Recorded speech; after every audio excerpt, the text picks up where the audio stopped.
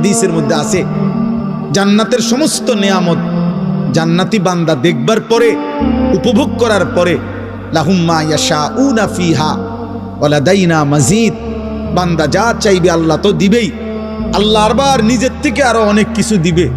সর্বশেষ আল্লাহ ফেরেশতাদের মাধ্যমে জিজ্ঞেস করবে, ফেরেশতারা বলো না আমার বান্দারে জিজ্ঞেস করো ও আর কিছু চাইবে কিনা, আর কিছু দেখবে কিনা, আর কিছু লাগবে কিনা। ফেরেশতারা বলবে, হে আল্লাহর প্রিয় বান্দা জান্নাতি, আপনার আর কিছু লাগবে, আপনি আর কিছু চাইবেন, আর কিছু বলবেন? সুবহানাল্লাহ। জান্নাতি বান্দা বলবে, হায় ফেরেশতা, আর বলবো কি, যা আমি চেয়েছি তাও পেলাম, যা আমি চাই নাই তাও রবের কাছ থেকে পেলাম, আর কিছু চাইতে হবে, আর কিছু চাওয়ার মতো হইতে পারে এমন ভাবনাও তো আমার মাথায় আর ধরতেছে না, আর কিছু নাই, আমি কি বলবো আর? তো ফেরেশতা বলবে, ইয়া রব, আয় মাওলা, আপনার বান্দা আর কিছুই চাচ্ছে না।